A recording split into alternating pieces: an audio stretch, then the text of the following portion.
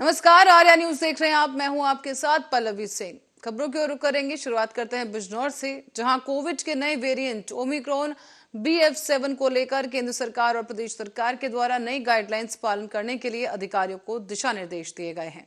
तो वहीं स्वास्थ्य विभाग के द्वारा कोविड के नए वेरिएंट को लेकर सभी तैयारियां जिला अस्पताल में पूरी कर ली गई हैं। कोविड को लेकर बिजनौर जिला अस्पताल में 102 बेड का अस्पताल स्वास्थ्य विभाग के द्वारा तैयार किया गया। साथ ही साथ जिला अस्पताल में बने कोविड सेंटर को पूरी तरीके से साफ करके वेंटिलेटर बेड भी लगा दिए गए हैं। अस्पताल कोरोना की संभावित चौथी लहर के लिए पूरी तरीके से तैयार है। 102 बेड जिन पर ऑक्सीजन सप्लाई हमारी है, जिसमें 12 बेड हमारे ICU के हैं, 17 वेंटिलेटर हमारे पास है, 11 HFNC मशीन है जो हाई फ्लो ऑक्सीजन देती हैं, वो हमारे पास है, 4 बाईपैप मशीन हमारे पास है और अभी मानव संपदा हमारी पूरी है। उनके ड्यूटी रोस्टर बना दिए गए हैं। अलग अलग जगह के सारे अलग अलग विभाग के जो हैं हमारे नोडल अधिकारी नामित कर दिए गए हैं। तो हमारी तैयारी पूरी है। बस जनता से अपील यही है कि भीड़ वाली जगह पे कम से कम जाएं, मास्क और 2 गज की दूरी का पालन करें, क्योंकि बचाव ही सबसे बढ़िया इलाज होता है। इसलिए अपने आप बचाव अभी से करना शुरू कर दें। अननेसेसरी अस्पताल ना आए। अगर अस्पताल आते हैं तो अस्पताल के साथ जैसे एक मरीज के साथ 3-3, 4-4 अटेंडेंट आते हैं, तो उसके एक मरीज के साथ एक ही अटेंडेंट आए तो ज़्यादा अच्छा है। छोटे बच्चों को अस्पताल ना लाएं, बहुत ज़्यादा। और अब बढ़ते अगली खबर की ओर। अज्ञात कारणों के चलते पेटलावद में एक युवक ने फांसी के फंदे पर झूलकर आत्महत्या की है। पूरे मामले को लेकर पुलिस के द्वारा हर पहलू पर जांच की जा रही है। दरअसल शहर का पुराना बस स्टैंड पर स्थित बेकरी में काम करने वाले इस युवक ने, जिसका नाम धर्मेंद्र शर्मा बताया गया है और उसकी उम्र 27 साल है, अज्ञात कारणों के चलते ही अपने किराए के कमरे में उसने पंखे से फंदा लगाकर आत्महत्या कर ली है। इस युवक की इस आत्महत्या के बारे में अब जांच की जा रही है। आत्महत्या क्यों की गई, इसका खुलासा फिलहाल नहीं हो सका है। इस मामले की सूचना मिलते ही पुलिस ने मौके पर पहुंचकर शव को कब्जे में लेकर पोस्टमार्टम के लिए भेज दिया है।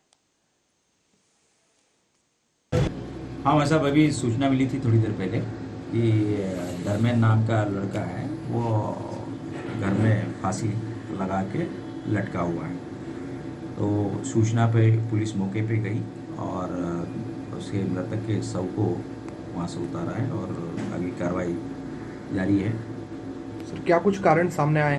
प्राइमरी इन्वेस्टिगेशन में तो जो जानकारी मिली वो डिप्रेशन में होने के कारण है। कोई सुसाइड नोट वगैरह सर सामने आया है? अभी कोई ऐसा कोई सुसाइड नोट वगैरह नहीं। और सोहना नगर परिषद में बीजेपी की नवनिर्वाचित चेयरपर्सन अंजू देवी को हाईकोर्ट ने बड़ी राहत दी है। चुनाव आयोग के फैसले पर भी स्टे दे दिया है। चुनाव आयोग ने अंजू बाला की 8वीं की मार्कशीट को फर्जी बताकर उसे डिस्क्वालीफाई कर दिया था, जिसको लेकर अंजू बाला ने एक रीट हाई कोर्ट में दायर की थी और इसी को संज्ञान में लेते हुए हाईकोर्ट ने इस मामले पर पूरी तरह से स्टे लगा दिया है। मामला ये था, सोहना नगर परिषद चेयरपर्सन का जो पद था वो महिला SC रिजर्व था। उसमें मेरी धर्मपत्नी श्रीमती अंजू देवी ने भारतीय जनता पार्टी की टिकट पर चुनाव लड़ा था, जो 22 जून को जिसकी गिनती हुई थी और उसमें विजयी घोषित हो गई, जिसमें विरोधी पक्ष को 1864 वोटों से हराकर ये जीत हासिल हुई। और जो हारने वाली पार्टी ने कोर्ट में पिटीशन डाल के वो डाला, केस डालकर हमारे विरुद्ध कार्रवाई की कि इसकी मार्कशीट जो है फर्जी है। उसकी वहाँ पे इंक्वायरी जो चुनाव आयोग को दे दी गई थी कोर्ट के द्वारा, और चुनाव आयोग ने ADC के द्वारा इंक्वायरी कराई। ADC ने जो है रिपोर्ट बना के दी, वो उसी को आधार मानकर चुनाव आयोग ने हमें डिस्क्वालीफाई कर दिया। और जो डिस्क्वालीफाई किया, ये अंजू बाला एलियास अंजू देवी चेयरपर्सन के पद पर नियुक्त की गई थी। उसके अगेंस्ट अपोजिट पार्टी ने कोई रिट पिटीशन फाइल की थी। उसमें इंक्वायरी ADC महोदय ने की थी और ADC महोदय की इंक्वायरी के बेसिस पर उसको डिस्क्वालीफाई कर दिया गया था चुनाव आयोग द्वारा। उसके अगेंस्ट इन्होंने writ petition under section 226 file की। उसमें जो ऑर्डर पास किया वो ये ऑर्डर पास किया कि 24/3/2023 तक उस ऑर्डर 28/11/2022 के ऑर्डर का ऑपरेशन स्टे रहेगा और notice of motion opposite party को जारी कर दिए। मेन जो थे रिट पिटीशन में ये ग्राउंड लिए गए थे कि पहला जो ऑर्डर है without leading the evidence, without appropriate evidence disqualify किया गया है, तो एविडेंस का मौका मिले दोनों पार्टियों को, ये एक्सेप्ट करते हुए नोटिस ऑफ मोशन जारी कर दिया। और नोटिस ऑफ मोशन जारी करने और रेवाड़ी कसौला से खबर है, जहां थाना पुलिस को सूचना मिली कि दिल्ली जयपुर हाईवे पर स्थित असाही पुल के समीप ग्रीन बेल्ट में एक युवक का शव खून से लथपथ पड़ा है। सूचना के फौरन बाद ही पुलिस मौके पर पहुंची और शव को कब्जे में लेकर पोस्टमार्टम के लिए भेजा। बताया जा रहा है कि शव को पास ही में खून से सने कुछ पत्थर मिले हैं और साथ ही उसकी जेब की तलाशी ली गई है। कोई मोबाइल फोन नहीं मिला है, ना ही कोई पैसे या कोई आइडेंटिटी प्रूफ शव के पास से मिला। हालांकि मृतक की उम्र करीब 25 साल बताई जा रही है। फिलहाल उसकी शनाख्त नहीं हो पाई है। पुलिस ने उसकी फोटो आसपास के थानों के अलावा जिलों में भी भेज दी है। कंट्रोल रूम से हमें एक सूचना मिली कि इंडस्ट्रियल एरिया में ग्रीन बेल्ट में एक अननोन डेड बॉडी पड़ी है। जो मौके पे जाके देखा तो किसी अननोन व्यक्ति की सिर में पत्थर मार के और हत्या की गई। सर कहीं पुष्टि हुई है कौन है, कहाँ का है, क्या है? नहीं, अभी तो पहचान नहीं हो पाई है, लेकिन अभी हर स्तर पे कोशिश की जा रही है कि इनकी पहचान। आज सुबह कंट्रोल रूम से हमें एक सूचना मिली कि इंडस्ट्रियल एरिया में ग्रीन बेल्ट में एक अननोन डेड बॉडी पड़ी है। जो मौके पे जाके देखा तो किसी अननोन व्यक्ति की। और अब खबर यमुनानगर से है, जहां कस्बा बिलासपुर में स्थित एक किराना शॉप पर दो बदमाशों ने घुसकर पहले जमकर मारपीट की और बाद में गले में पड़े हुए लगभग 50,000 रुपए लेकर वहां से फरार हो गए। इस पूरी घटना की वीडियो इस वक्त आपके सामने है। हमने स्क्रीन पर जो आपको वीडियो देख पा रहे हैं, आप यहाँ पर मारपीट करते हुए दो युवक नजर आ रहे हैं, जिनमें से एक युवक रॉड से मारपीट कर रहा है और दूसरा पैसे चुराकर वहां से भाग निकला है। लूटपाट की पूरी वारदात सीसीटीवी कैमरे में कैद हुई है। सूचना मिलते ही पुलिस जब मौके पर पहुंची तो कैमरे की फुटेज के आधार पर जांच शुरू कर दी गई है। 23/12/2022 को एक बिलासपुर में मुकदमा दर्ज हुआ था, जिसमें एक दुकान में हथियार से अटैक कर पैसों की लूटपाट करी गई थी। उस संबंध में 2 आरोपियों को गिरफ्तार कर लिया गया। उसी संबंध में आज प्रेस कॉन्फ्रेंस बुलाई गई है। एक आरोपी है अंकुश कुमार पुत्र पालाराम, जो कि वासी गढ़वाल माजरा हैं। दूसरे आरोपी विम्पी और विक्की पुत्र नायब सिंह वासी भमनोली, इन दोनों को गिरफ्तार करा गया है। वह अंकुश को हमने 2 दिन के रिमांड पर लिया हुआ है और इससे अभी तक तकरीबन कुछ पैसों की वह एक मोटरसाइकिल की बरामदगी करी गई है और आरोपी विम्पी से हथियार व कुछ पैसों की बरामदगी करी है। टोटल कितने लोग हैं वहाँ पे? टोटल 3 लोग थे वारदात में, जिससे 2 गिरफ्तार हो चुके हैं और एक की भी आइडेंटिफिकेशन हो गई है, उसे भी जल्दी गिरफ्तार कर लिया जाएगा। वारदात उन्होंने पैसों के लिए लूटपाट करी थी। तो पहले अभी तक का जो हमने रिकॉर्ड डिस्ट्रिक्ट में छनवाया उसमें ऐसा कुछ अभी सामने नहीं आया। 3 लोगों की सामने। देखिए, क्रिमिनल्स जो हैं उनका कोई वजह नहीं होती रास्ता चुनने की। अगर कोई आदमी मेहनत करे, अपना आगे वो अवश्य लाइफ में आगे बढ़ता है। लोग इजी वे आउट ढूंढते हैं, तो उसी इजी वे आउट के तहत इन्होंने इस क्राइम को अंजाम दिया। अभी तक इनका प्रीवियस कोई रिकॉर्ड सामने नहीं आया। अच्छे लाइफस्टाइल और इन चीजों के लिए इन्होंने अभी इनकी पूछताछ चल रही है जी, उस बारे में आपको। रहने वाले मैंने बताया गाँव। और अब खबर गोरखपुर से है, जहां फांसी के फंदे से एक नाबालिग छात्रा का शव मिला है। पूरा मामला है गोरखनाथ इलाके के काली मंदिर गली में स्थित परदिलपुर मोहल्ले का। यहां मिली जानकारी के मुताबिक जिस वक्त ये घटना हुई उस समय छात्रा के परिवार के लोग किसी काम से गांव गए हुए थे। मृतका के परिजनों का यह आरोप है कि मकान मालिक और 2 किराएदारों ने मिलकर उसकी बेटी के साथ दुष्कर्म किया और फिर उसका मुंह दबाकर, गला दबाकर उसकी हत्या कर दी गई। बिना परिवार को बताए ही पुलिस को बुलाकर बेटी का शव पोस्टमार्टम के लिए भेज दिया गया है। पीड़ित परिवार का यह भी आरोप सामने आया कि मकान मालिक पहले भी 2 बार बेटी के साथ छेड़छाड़ कर चुका है। मेरी बेटी के साथ बलात्कार करके बेटी के साथ धमकाए हैं जुगुल गुप्ता मकान मालिक। धमकाए हैं कि तुम्हारे साथ ऐसा हो गया है, लेकिन मम्मी पापा से मत बताना। वो बोली हम बताएंगे, तो उसको क्या किए हैं, गला तकिया से दबा के मुंगा के उसके बाद में पंखा में लटका दिए हैं। अब पंखा बिल्कुल बंद है, अब बिछौना एकदम धंगरा गया है। उसके बाद में लड़की एकदम मर गई, खत्म हो गई। लड़की के साथ ही ये काम हुआ है। तो कौन ले गया, बॉडी कौन ले गया? जुगुल चाचा 10:30 बजे यहाँ पे आए थे, और उसके बाद में 10:30 बजे आए, हमारे पास 3:30 बजे में फोन किए कि आप कल हम आए हैं आपके घर, मतलब अपने घर पे आए। क्या नाम है? अमरचंद रोहनियार। क्या लगते हैं लड़की के? लड़की का हम चाचा लगते हैं। लड़की यहाँ पर रेखा रहती है, हमारा भतीजी है। वो मतलब किराया मकान पर रहती है। मकान मालिक का नाम है जुगुल गुप्ता। तो हम लोग चल जाते हैं घर पे, चाहे कहीं भी चल जाते हैं, काम वाम करने के लिए चल जाते हैं, तो 2-3 बार लड़की को छेड़ता है। तो लड़की डर के मारे बताती नहीं है किसी से कि हम लोग उसको मार देंगे, चाहे झगड़ा कर लेंगे, इसीलिए नहीं बताती है। तो हम लोग, हमारा भाभी है, वो चली गए थे गांव, घर बनवा रही है, मकान बनवा रही थी। तो लड़की को एक दिन के लिए यहाँ पर किराया का मकान लिए है, मतलब वो छोड़ के गए थी एक दिन के लिए। हम लोग के पास फ़ोन नहीं किए थी कि हमारा लड़की का देखभाल करना, तनी हम लोग पास नहीं देखे थे। तो वो हम लोग का मौका उपाया है, मकान मालिक एक कांड कर दिए हैं। क्या किया है? रेप कर दिए हैं। रेप कर उसको तकिया लगा कर उसको मार डाले हैं। उसके बाद गला में फांसी लगा कर पंखा के ऊपर।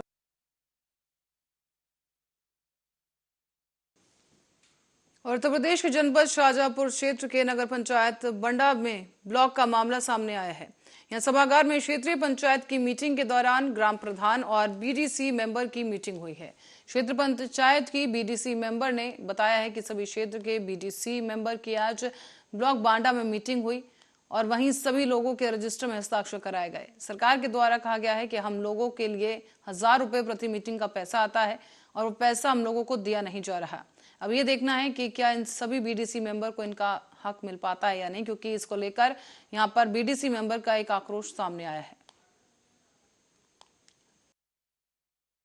हमारी मीटिंग हुई, हमने अपनी बात रखी, बुलाया गया पर मानदेय नहीं दिया गया हमें। कब से? हमें अपना मानदेय चाहिए, हमें 2 साल से मानदेय नहीं मिला है। क्या कह रहे हैं? हमारा यही कहना है, जो हमारा अधिकार है वो हमें दिया जाए, जो हमारा मानदेय है वो हमें दिया जाए। हमारा सबका यही कहना है। अभी नहीं मिलेगा, नहीं जाएंगे। और जब तक मानदेय नहीं मिलेगा हम लोग नहीं जाएंगे। यमुनानगर जिले के सभी कानूनगो और पटवारी जिला सचिवालय पर 3 दिन के लिए धरने पर बैठ गए हैं। बताया जा रहा है कि 3 दिनों से इनका धरना जारी है। जानकारी देते हुए जिला प्रधान रामफल गुर्जर ने बताया कि प्रदेश कार्यकारिणी के दिशा निर्देश के अनुसार जिले के सभी कानूनगो और पटवारी जिला सचिवालय पर इकट्ठा होकर 3 दिन के धरने पर बैठे हैं। से ही रिजेक्ट करके वापस भेज दिया कि सरकार की जो इच्छा। सर क्या नाम है अपना? सर मेरा नाम कि वह पटवारियों को पे ग्रेड बढ़ाकर दे।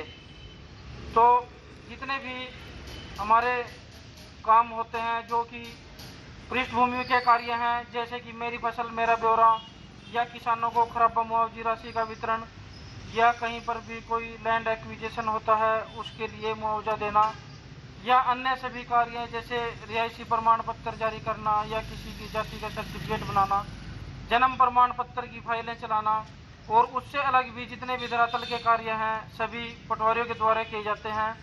ऐसी कोई भी कार्यविधि नहीं है प्रशासन की जिसमें पटवारी का रोल न रहता हो, और पटवारी सुबह से शाम तक अपनी मोटरसाइकिल पे या जैसे भी उसके पास कोई भी व्हीकल होता है या किसी भी की हेल्प लेके वो सारा दिन फील्ड में घूमता है। उसके और अब खबर भोपाल से है, जहां बीजेपी सांसद प्रज्ञा सिंह ठाकुर ने हिंदू समुदाय से अपने घरों में हथियार रखने के लिए कहा है। उन्होंने एक विवादित बयान देते हुए कह दिया कि हिंदुओं को उन पर और उनकी गरिमा पर हमला करने वालों को जवाब देने का अधिकार है। ये विवादित बयान उन्होंने कर्नाटक में दिया है। भोपाल सांसद ने लव जिहाद का जिक्र करते हुए कहा कि अपने घरों में हथियार रखो, कुछ नहीं हो तो कम से कम सब्जियां काटने के लिए चाकू तेज रखो, पता नहीं क्या स्थिति पैदा हो जाए। अगर कोई हमारे घर में घुसपैठ करता है और हम पर हमला करता है तो मुंहतोड़ जवाब देना हमारा अधिकार है। प्रज्ञा ठाकुर ने लव जिहाद पर कहा कि उनके पास जिहाद की परंपरा है। अगर कुछ नहीं है तो वो लव जिहाद करते हैं, अगर वो प्यार भी करते हैं तो उसमें भी जिहाद करते हैं। करने वालों को लव जिहाद जैसा उत्तर दो, अपनी लड़कियों को सुरक्षित रखो, अपनी लड़कियों को संस्कारित करो, अपने घर में हथियार रखो, कुछ नहीं तो सब्जी काटने वाला चाकू जरा तेज रखो। जब हमारा सब्जी अच्छे से कटेगी तो निश्चित रूप से दुश्मनों के मुंह भी और सिर भी अच्छे से कटेंगे। और अब रुक करेंगे रायबरेली का, जहां पुलिस ने कई महीनों की मशक्कत के बाद लोगों के साथ मदद के नाम पर लूट करने वाले व्यक्ति को गिरफ्तार किया है। मिली जानकारी के मुताबिक 9 जनवरी साल 2022 को रायबरेली के सुपरमार्केट में स्थित एसबीआई की मेन ब्रांच में राजेंद्र कुमार एफडी रिन्यू कराने आए थे। इसी दौरान ब्रिज कुमार बागवानी नाम के इस व्यक्ति ने मदद के नाम पर उनका विश्वास जीता और उसके बाद 5 लाख रुपए लेकर फरार हो गया। तभी से पुलिस ब्रिज कुमार बागवानी की तलाश कर रही थी और अब जाकर इस आरोपी ब्रिज कुमार को पुलिस ने गिरफ्तार किया है। पूछताछ के दौरान आरोपी ने कबूल किया कि लॉकडाउन की वजह से उसका कारोबार बर्बाद हो गया था, जिसके बाद से उसने लोगों को लूटने का काम शुरू कर दिया। भोपाल, मुंबई, दिल्ली और लखनऊ समेत कई जगहों पर लूट की घटना को यह आरोपी अंजाम दे चुका है। फिलहाल पुलिस ने इस आरोपी के कब्जे से 1.5 लाख रुपए कैश समेत बैंक के कुछ फर्जी डॉक्यूमेंट बरामद कर लिए हैं। सर, पूछताछ में क्या सामने आया? ये कैसे आया था और कैसे गया था? देखिए, वो घटनाक्रम तो मैं पूर्ण बता चुका हूँ, लेकिन उल्लेखनीय ये है कि ये जब सीसीटीवी फुटेज देखा गया था तो ये पता चला कि एक ई रिक्शा से वहाँ पहुँचा था और निकल के यहाँ से ई रिक्शा ही पकड़ करके वो आगे गया। बाद में जब हम लोगों ने और छानबीन की तो पता चला कि इन्होंने एयर टिकट कराया था यहाँ से और एयर टिकट करा के यहाँ से सीधा मुंबई चले गए थे। फिर हमारी टीम ने मुंबई में भी इनका पीछा किया, लेकिन फिर ये भी पता चला कि मुंबई से कहीं। नाम है आपका? मेरा नाम आरपी सिंह है। आज जो है आपका पैसा रिकवर हुआ है, तो क्या कहना है आपका? नहीं, ये जो इस तरह से एक प्रकार से सट केस था, पता नहीं था कौन आदमी है, कहाँ का है, और पुलिस ने बिना किसी मतलब आधार के इतना बड़ा मामला ट्रेस कर दिया। ये उनकी मेहनत और कर्मनिष्ठा और उनकी ईमानदारी का परिचायक है। पैसा ज़रूर उसने कुछ खर्च किया है, ये अब उसकी बात है, लेकिन जहाँ तक पुलिस का प्रयास का है, हम तो कोई कमी नहीं देख रहे हैं। रायबरेली पुलिस के और अटल बिहारी वाजपेयी की जयंती पर राहुल गांधी ने उनकी समाधि पर जाकर उन्हें श्रद्धांजलि अर्पित की, लेकिन अटल बिहारी वाजपेयी को राहुल गांधी का सम्मान देना ये पसंद नहीं आया कुछ लोगों को। इस बीच आपको बता दें कि बीजेपी प्रवक्ता शहजाद पूनेवाला ने कांग्रेस नेता राहुल गांधी को घेरा है। उन्होंने इस बीच क्या कहा वो आपको सुनवाते हैं। पता चला है कि गौरव पांधी ने अटल बिहारी वाजपेयी जी पर किए हुए ट्वीट डिलीट किए हैं। केवल ट्वीट डिलीट करने से ये बात समाप्त नहीं होगी। यदि कांग्रेस पार्टी सच में वाजपेयी जी का सम्मान करती है, जैसे कि राहुल गांधी ने आज दिखावा किया है समाधि पर जाकर, तो कांग्रेस पार्टी को कार्रवाई सुनिश्चित करानी होगी और स्पष्ट तरीके से अपनी भूमिका रखनी होगी कि हम माफी मांगते हैं और गौरव पांधी के जो विचार है वो कांग्रेस पार्टी के विचार नहीं है। अन्यथा ऐसा समझा जाएगा और लाजमी है समझना कि शब्द पांधी के सोच राहुल गांधी की, क्योंकि ये संयोग नहीं है, ये पुराना प्रयोग और उद्योग बन चुका है। सावरकर जी का अपमान, अंबेडकर जी का अपमान, पटेल साहब का अपमान और अब अटल बिहारी वाजपेयी जी का अपमान। जो भी परिवार से नहीं होता है, उनके अपमान में उनके लिए आपत्तिजनक शब्द और टिप्पणी करना, ये कांग्रेस के प्रथम परिवार का चरित्र बन चुका है। अभी अभी हमने देखा पवन खेड़ा ने भी मोहम्मद अली जिन्ना के प्रति अपने बहुत सारे विचार व्यक्त किए हैं। एक तरफ जिन्ना से प्यार और सावरकर, अंबेडकर, पटेल साहब, वाजपेयी जी, इनसे इनकार, इनसे तकरार, भारत के जो आदर्श है उनसे इतना वार, तो ये दिखाता है कांग्रेस का असली चाल चरित्र चेहरा। कांग्रेस को सार्वजनिक रूप